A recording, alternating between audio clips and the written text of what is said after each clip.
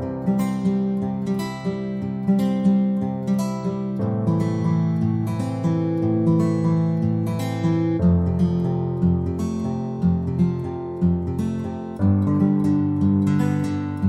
Everyone, मैं हूं doctor के वशिष्ठ। पिछली वीडियो में मैंने बताया था कि हाइपोथायरॉयडिज्म क्या है, थायराइड ग्लैंड क्या है और क्या इसका फंक्शन है और कैसे थायराइड ग्लैंड के साइन और सिम्टम्स आपके शरीर में कौन कौन से सिम्टम्स आते हैं। आज हम बात करेंगे हाइपोथायरॉयडिज्म को होने को आप कैसे रोक सकते हैं और क्या क्या एक हाइपोथायरॉयडिज्म वाले पेशेंट को खाना चाहिए और क्या नहीं। आज हम बात करते हैं कैसे आप हाइपोथायरॉयडिज्म की रोकथाम कर सकते हैं। जीवन शैली में कुछ बदलाव लाकर आप हाइपोथायरॉयडिज्म को रोक सकते हैं, जैसे कि धूम्रपान ना करें, अल्कोहल ना लें, आयोडीन युक्त आहार का सेवन करें, रोज व्यायाम करें, तनाव को कम रखें, अधिक फैटी एसिड ना खाएं और कम कैलोरीज वाला खाना खाएं। एक स्वस्थ आहार, नियमित व्यायाम और उचित पोषण और कम तनाव आपके सभी थायराइड संबंधित रोगों के खतरों को कम कर देता है। अब हम बात करते हैं कौन कौन सी खाने की चीजों को आपको कम से कम सेवन करना चाहिए, क्योंकि हाइपोथायरॉयडिज्म में मेटाबॉलिज्म धीमा हो जाता है। ऐसे में शरीर को एक्स्ट्रा कैलोरीज को बर्न करने में मुश्किल होती है, जिसकी वजह से आपका वजन बढ़ने लगता है। इसलिए हाइपोथायरॉयडिज्म में आपको कम कैलोरीज वाला खाना खाना चाहिए।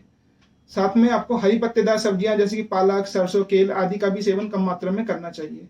साथ ही कुछ सब्जियां जैसे कि फूल गोभी, ब्रोकली, पत्ता गोभी आदि भी कम खाने चाहिए।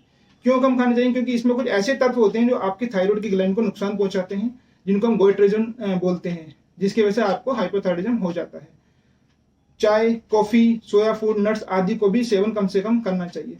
साथ में फास्ट फूड हो गया, आपका प्रोसेस फूड हो गया, चिप्स, स्वीट, डिजर्ट्स आदि, इनका भी सेवन कम से कम करना चाहिए।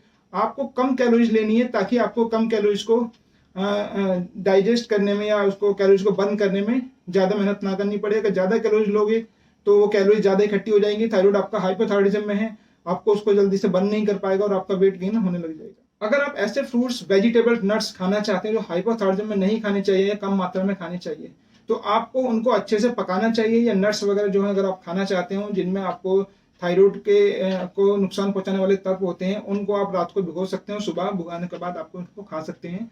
ऐसे करने से उनके जो आपके हानिकारक तत्व होते हैं वो खत्म हो जाते हैं या फिर कम हो जाते हैं, जो आपके थायराइड ग्लैंड को नुकसान नहीं पहुंचाते हैं। अब हम बात करते हैं कि हाइपोथायरॉयडिज्म वाले मरीजों को क्या क्या खाना चाहिए। हाइपोथायराइड के मरीजों को आयोडीन, जिंक, सेलेनियम वाली खाने की चीजों को सेवन करना चाहिए ज्यादा से ज्यादा, जैसे कि मिल्क, डेयरी प्रोडक्ट्स, चीज, एग्स या आयोडाइज साल्ट आदि का सेवन करना चाहिए। सभी प्रकार के फल आप खा सकते हो, सभी प्रकार की सब्जियां खा सकते हो। जैसे कि मैंने बताया कि ऐसी सब्जियां जो आपको थायराइड वाले पेशेंट को कम से कम खानी चाहिए, उन सब्जियों को आप अच्छे से पकाकर खा सकते हो, जिससे उनके जो हानिकारक तत्व हैं जो थायराइड को नुकसान पहुंचाते हैं वो कम हो जाए। ग्लूटेन फ्री ग्रेन्स और सीड्स होते हैं, आप उनको ले सकते हो।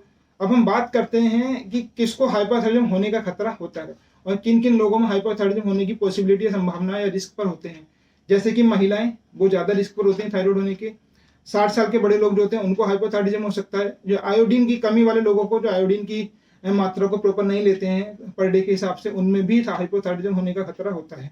प्रेग्नेंट फीमेल को, ऑटोइम्यून डिजीज जैसे कि आपका रोमेटोइड आर्थराइटिस, सीलिएक डिजीज, इन लोगों को भी हाइपोथायरॉयडिज्म होने का खतरा होता है। या उन लोगों में जिनका आधा या पूरा थायराइड ग्लैंड निकाल दिया जाता है किसी बीमारी के चलते, तो उनमें भी हाइपोथायरॉयडिज्म हो जाता है। या फिर उन पेशेंट्स को जिनमें हाइपोथैलेमस या पिट्यूटरी जैसे ग्लैंड होती हैं जो हमारे शरीर में, बॉडी में होती है, उनमें ट्यूमर बन जाता है, तो उन पेशेंट्स को भी हाइपोथायरॉयडिज्म होने की पॉसिबिलिटी बढ़ी। अंत में मैं आपको बोलूँगा, अगर आपके परिवार में हाइपोथायरॉयडिज्म की परेशानी रही है तो आपको समय पर अपना थायराइड टेस्ट करवाते रहना चाहिए। हेल्थी न्यूट्रिशंस फूड खाएं, फैटी शुगरी फूड को अवॉइड करें, एक्टिव लाइफस्टाइल को अपनाएं और मेंटेन करें, वजन को कम करें या कम रखें और अपने आप को हाइपोथायरॉयडिज्म होने से रोकें। धन्यवाद।